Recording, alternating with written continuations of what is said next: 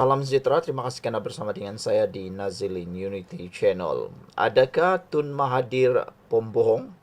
Adakah Tun Mahathir sekali lagi berbohong? Tak baik bohong, Tun. Dosa. Itu pernyataan daripada Setiausaha Politik Anwar Ibrahim. Ragu dakwaan Mahathir. Setiausaha Politik Perdana Menteri meminta Tun Dr. Mahathir Mohamad menyatakan siapa pemimpin tersebut yang didakwa dihalang daripada bertemu dengan beliau. Dalam satu hantaran di X, Kamil Munim bertanya, pemimpin dari negara mana yang disebutkan Mahathir itu? Pemimpin mana? Dari negara mana? Nyatakan ulasnya pendek. Dia juga berkata, sekiranya Mahathir tidak dapat membuktikan perkara itu, bermakna bekas ahli parlimen Langkawi itu sedang berbohong. Katanya, pembohongan itu dibuat untuk mencipta persepsi buruk terhadap Perdana Menteri Datuk Seri Anwar Ibrahim. Jika tidak, Tun bohong. Tun bohong untuk cipta persepsi buruk dan meraih simpati politik, katanya. Tak baik bohong, Tun. Dosa, katanya lagi. Semalam, Mahathir mendakwa beberapa pemimpin negara luar yang melakukan lawatan kerja di negara ini telah dihalang untuk bertemu dengannya. Mahathir mendakwa individu yang menghalang pemimpin-pemimpin luar negara itu adalah Anwar. Ia didedahkan sendiri olehnya dalam audio siar Apa Cerita yang dibuat naik semalam. Pemimpin negara luar mana yang dihalang oleh Anwar Ibrahim? Itu menjadi pertanyaan besar. Pemimpin negara luar dihalang Anwar daripada bertemu Mahathir, itu pernyataan yang sangat tidak bertanggung jawab. Tun Dr. Mahathir mendakwa beberapa pemimpin negara luar yang melakukan lawatan kerja di negara ini telah dihalang untuk bertemu dengannya. Persoalan besar ialah, kenapa pula kalaulah betul, kenapa pula nak dihalang? Apakah gunanya mereka mahu bertemu dengan Mahathir? Sedangkan Mahathir sudah tidak punya apa-apa jawatan dalam kerajaan maupun dalam negara ini. Beliau hanya mempunyai jawatan yang hanya dilantik oleh Perikatan Nasional di SG4. Tetapi dalam kerajaan, dia sebenarnya sudah tidak mempunyai apa-apa lagi. Bahkan, beliau telah ditolak oleh rakyat di kawasan beliau sendiri, begitu teruk sekali sehingga tidak mampu mendapat deposit sekali lagi. Mahathir mendakwa, individu yang menghalang pemimpin negara luar itu adalah Datuk Seri Anwar Ibrahim. Menurut Setiausaha Politik Anwar, itu adalah pembohongan daripada Mahathir kalau dia tidak dapat membuktikan siapa orang yang cuba dihalang itu. Saudara-saudara sekalian, didedahkan oleh penasihat SG4 itu dalam audio siar Apa Cerita yang dimuat naik semalam. Ada pemimpin negara asing datang Malaysia minta nak jumpa saya. Oh, kata Anwar, tak boleh jumpa. Ini mungkin satu fitnah jahat yang cuba dilontarkan kepada Anwar. Dan ada netizen kata, apa kata kalau Anwar saman saja Tun Mahathir dengan pembohongan itu?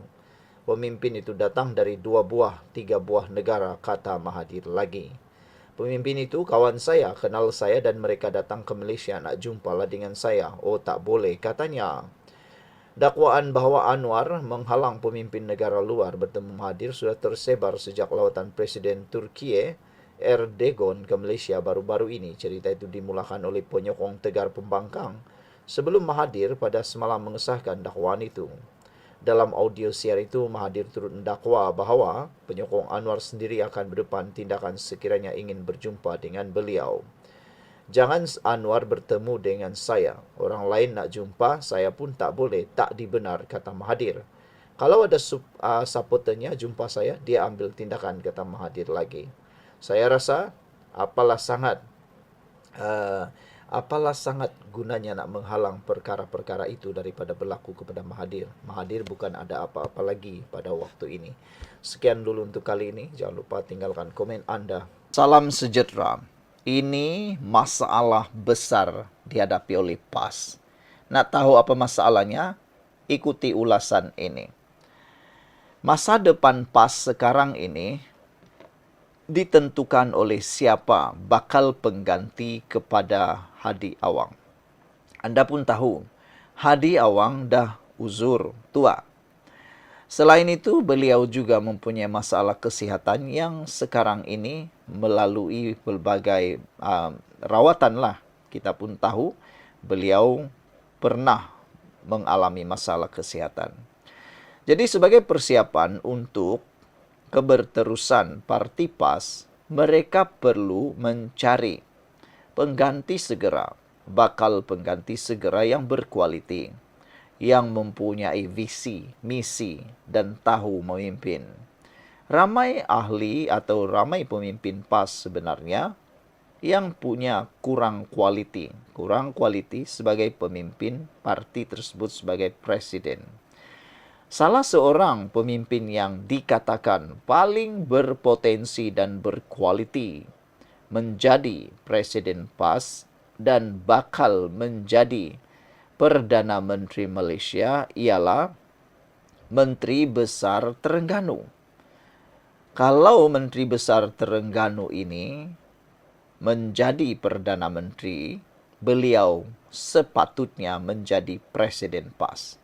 Mana mungkin dia jadi Perdana Menteri tapi dia bukan Presiden PAS. Macam mana pula dia jadi Perdana Menteri tapi dia bukan ketua kepada parti PAS. Itu persoalan dia. Tapi keputusan dari Sada Samsuri menyatakan beliau rasa tidak layak untuk jawatan Presiden PAS. Itulah masalah besar PAS yang saya sebut awal tadi. Samsuri rasa dia tak layak untuk jawatan Presiden PAS. Maksudnya, dari segi pemahaman ramai netizen, dia mungkin tidak bersedia menjadi Perdana Menteri kerana dia rasa dia tidak layak untuk jawatan Presiden PAS. Mahu jadi Perdana Menteri biasanya harus menjadi Presiden mana-mana parti. Contohnya macam Anwar Ibrahim, macam Najib, macam Muhyiddin, macam Zaid Hamidi, dia Presiden Parti UMNO. Jadi kalau Samsuri tak jadi Presiden PAS, macam mana dia boleh jadi Perdana Menteri? Maka dengan itu, siapa pula jadi calon Perdana Menteri PAS kalau Samsuri tak nak jadi Presiden PAS? Itulah masalah besar PAS sekarang. Samsuri Mokhtar juga masih mempertimbang sama ada akan pertahan jawatan naib presiden. Ini besarnya masalah PAS sekarang. Silap-silap hari bulan, persoalan mula timbul di kepala otak ramai pengulas politik. Adakah Menteri Besar Terengganu ini keluar parti PAS menyertai Parti Amanah? Itu boleh dimula difikirkan dan Anda bincangkan. Adakah ini adalah petunjuk atau clue bahawa Menteri Besar PAS ini, Menteri Besar Terengganu ini mula berfikir sesuatu? Tak tahulah, saya pun tak tahu apa yang ada di fikiran Samsuri Mokhtar. Ahmad Samsuri Mokhtar tidak pernah terfikir tentang bertanding jawatan Presiden PAS kerana merasakan dirinya tidak layak untuk memikul tanggungjawab sebesar itu. Manalah saya layak, katanya. Saya ini sebagai naib presiden pun begitu berat bagi saya.